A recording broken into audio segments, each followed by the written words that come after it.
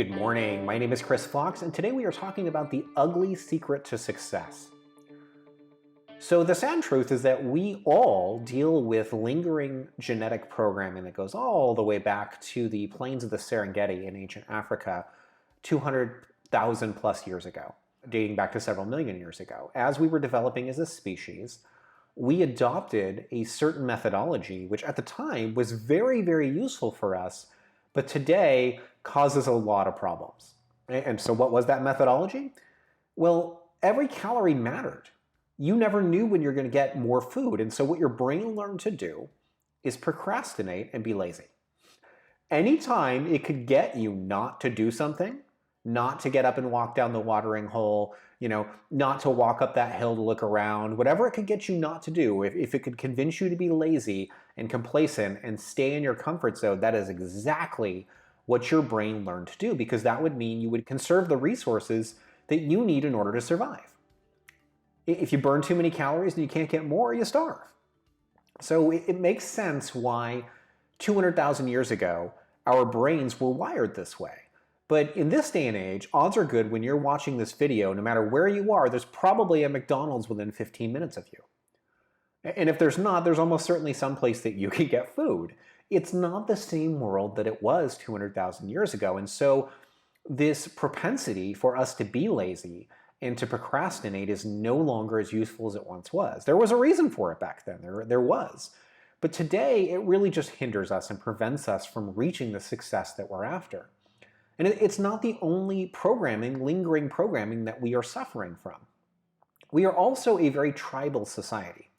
We didn't survive on our own. We weren't lone predators. We weren't a tiger ruling over the jungle. We were part of a tribe. And that tribe survival was directly linked to our survival.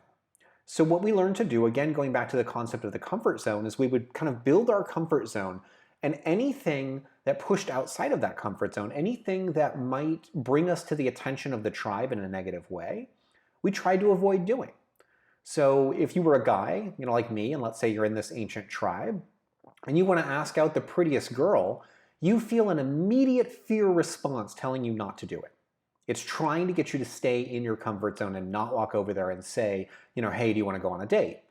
And the reason for this, it makes a lot of genetic sense, or at least it did back then, because if you went and you tried to court this girl, there was every likelihood that other guys in that tribe wanted to court her, and they could injure or even kill you in order to secure that woman's affections. So it could be your survival if you were to ask that girl out.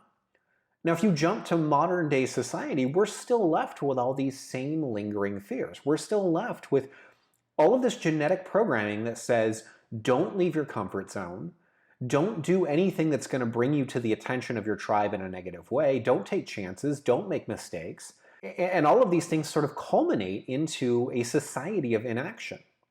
The number one problem that I see from most people in every walks of life, not just authors, but everybody who's not where they want to be, is they're not taking consistent action that pushes them out of their comfort zone. It's hard, it is, because you are fighting that genetic programming, but it can be done. And the more often we do it, the easier it gets.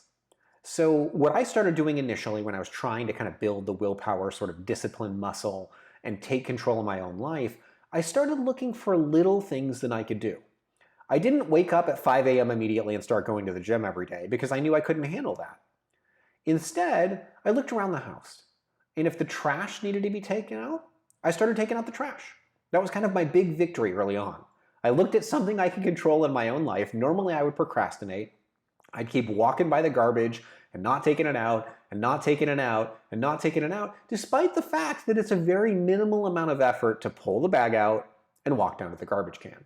It takes almost no time, and then the task is done and I don't have to worry about it. And yet, like everyone else, I fought that procrastination battle where I didn't want to take out the trash because my brain's telling me do it later.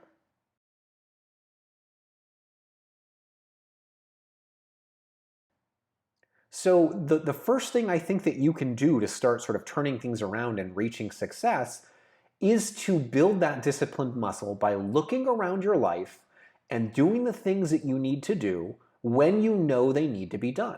If you need to set up a mailing list today in order for your books to be successful, don't rationalize how you're going to set it up tomorrow or how you need to research the best mailing list provider. Go to MailChimp and open an account. It'll take you 10 minutes and then that action is done. That instinct, that ability and willingness to push yourself outside of your comfort zone and continuously take action is what's going to get you from where you are to being successful. This is the ugly secret of success. It's not doing one thing or one, specific action or tip or technique that's going to make you successful. It is a consistent commitment to discipline, to overcoming this resistance and doing the things that you've got to do. I didn't want to wake up at 5 a.m. this morning and go hike Mount Burdell. I didn't say, yay, it's 5 a.m., I'm going to go hiking. No. But I did get out of bed immediately and put on my shoes and go hiking without any resistance. There was zero chance of me failing this because I know this is something that needs to be done to maintain my health. Everything else flows from my health, no ability to write. I really need to stay healthy. So it's important enough for me to have the discipline to do this consistently every day. And it's hard. It is hard to make yourself do the things that you don't want to do. And sometimes you're going to fail. But if you want 12 months from today to be a successful or a more successful author than you are right now, the real secret's going to be how many actions do you take between now and then that push you out of your comfort zone? Are you doing it every day? If you are, what you'll find is your comfort zone starts to grow. And you get to a point where you can do big, crazy, scary things that most people totally shy away from. And to you, it's just normal. Next month, in the first week of October, I am flying down to Florida to go to Novelist Inc. It's a convention for authors. And the requirement to be in this organization is that you need to be fairly successful in selling your books. There is a dollar amount required. So, you've kind of got to be, sort of this tall to make it into the convention. So these authors know what they're talking about, and I have to give 2 workshops. I've never given an in-person workshop before. I've done plenty of videos, and I've done Toastmaster speeches, but I've never had to do this. And on one level, that's terrifying. I'm going to go meet 400 authors, and I have to teach these authors not one set of topics, but 2. To teach them, I'm going to go over relaunching your novel in 5,000 words per hour, and I have workshops for each of these. Now, 10 years ago, I would have been terrified, and I would have found a way to be sick and not go to the convention.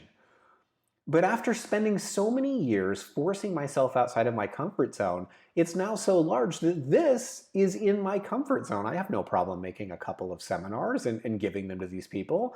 After the stuff that I've had to overcome in the last 5 years, it's nothing.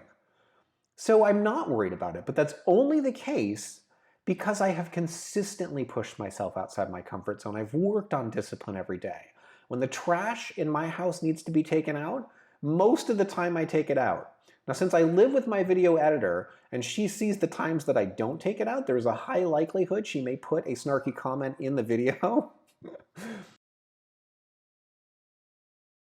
But most of the time I take out the trash when it needs to be taken out.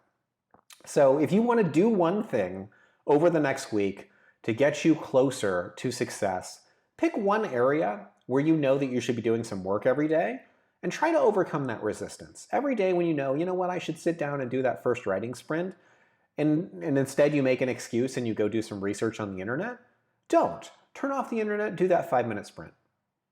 Do a little bit of writing. If your goal, if you're working more right now on weight loss, get your butt into the gym instead. But find out whatever action that you can do every single day that's going to get you closer to whatever your current goal is. And instead of procrastinating like we normally would, don't. Take that immediate action, push yourself outside of your comfort zone, and make it a habit.